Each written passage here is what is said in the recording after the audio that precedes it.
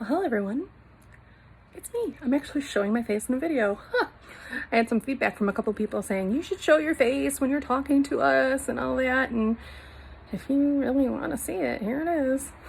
Anyway, I am going to make some ribs in my Instant Pot. I'm going to do the majority of the cooking in my Instant Pot because it's way easier than trying to slow cook or anything in the oven, and so much easier. And it's like the first 70+ degree day here in Michigan, so that way then I can take it outside when it's done and finish it on the grill. So let's get to it. So how we start is we take our rack of ribs here. This is a rack of baby backs. It's what I prefer. I know some people like spare ribs, but you just pick whatever you like and pick a rib rub. You can get any of them at the store, or you can make your own. There's a million different recipes online that you can Google and make. And honestly, I don't even remember what the recipe is for my rib rub. I made it months ago and had tons of it, and actually I'm just now using the rest of it, the last on this rack of ribs, and I am very sad that I can't find the recipe that I used because it was a really good one. So I'm gonna have to do some tinkering online. So anyway, you take your ribs, I rinse them off, pat them dry, and then I rub both sides generously with the rib rub, and then you just kind of curl it into your Instant Pot like so. The max I have done in my Instant Pot was 2 racks of ribs at a time. But my husband and I are the only ones that'll eat them in this house, so 1 rack is sufficient. And then what I do is then I take a cup, measuring cup, and I put 2/3 cup water and 1/3 cup of organic apple cider vinegar into the bottom of the pan. And some people I know do 50-50. I prefer the 2/3, 1/3, because then it's just not quite as vinegary on the end. It just has a hint of that vinegar taste, and I just really like it. And then I add just a tablespoon of liquid smoke. Boom. And that's it. Now we're gonna seal our Instant Pot. And we're gonna hit the meat stew. I had it set for the hour pork carnitas I did the other day. So I gotta turn this down. A rack of baby back ribs takes about 25 minutes in the Instant Pot. So I'll set it for 25, and then if it has to go any bit longer than that, then I can finish it on the grill, but generally it comes out falling off the bone. So I'm gonna let this cook. There it goes, and I'll see you when it's done. Y'all, I'm making a side, one of my sides to go with our ribs, and I'm just doing some roasted, red skin potatoes, and I've just cut some foil into little squares. And what I did is I already poured the oil on this one before I remembered, oh yeah, I gotta record this. So I like grapeseed oil. I've said that in the past, I think, because it has a higher smoke point and it has like hardly any flavor to it. So you could actually taste your food and not the olive oil. I prefer olive oil for like dipping breads and stuff or salad dressings, but when cooking, I like grapeseed oil. Anyway, so then I'm just gonna sprinkle some salt and some pepper on here. And then I'm just gonna wad it all up around the potato, just like so. And then I'm gonna throw these on the grill and get them to cooking before the ribs are done.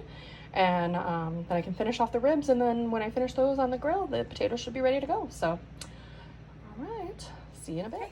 So the ribs are done, and I just turned the Instant Pot off. Now we have to release the pressure. And I showed you guys last week how to do it. Just a reminder, so you wanna make sure your hand is off to the side so you don't get a steam burn, and you're gonna just turn this to venting.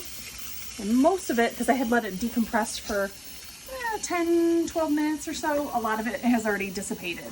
So it's just gonna wait till this stops hissing, and then we'll be able to open it. And also, if you look here, you'll see this button here is kind of flush with the top. Once all that pressure is gone, it's gonna drop down, and that lets us know that it's safe to open. So just a couple minutes here, and we should be ready. And I've prepped my baking sheet with some aluminum foil, and I have a couple of tongs to help me pull this out. Okay, so I just heard that drop down. There's no more pressure coming out. So I'm gonna open this up. Oh, it smells amazing. And then I'm just gonna let the liquid drip into there. And the little trick, if you didn't know, the little side here can go right into this little handle on the side, and it holds that lid up.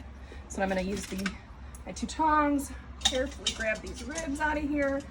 And a lot of times they're so tender, they like basically just fall apart. Oh my goodness. So I'm gonna put them down on my cookie sheet here. Boom. And now I'm gonna take them out to the grill, throw them on the grill, slather them in barbecue sauce, let that caramelize, and then it's gonna be time to eat. All right. So I'm gonna throw these ribs over here onto the grill and slather them in some sauce.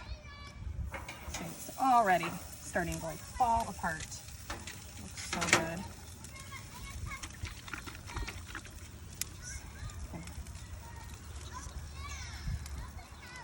Pour a little sauce all over. I'm gonna get it coming out of here. There we go.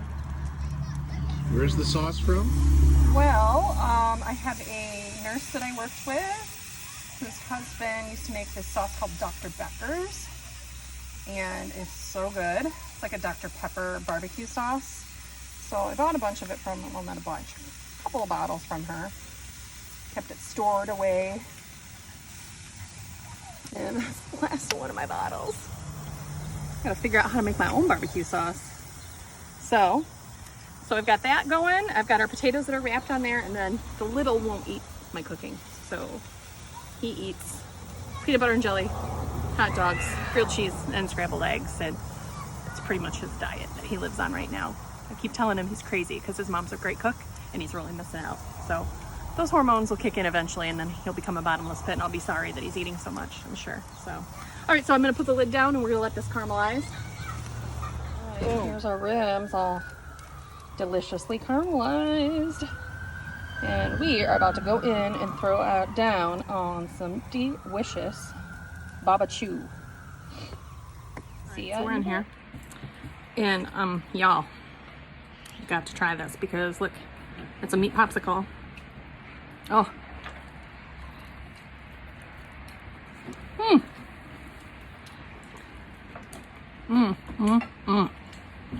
Oh. Ew. Faker. So give these ones a try. I hope you like it. Peace out, people. Oh.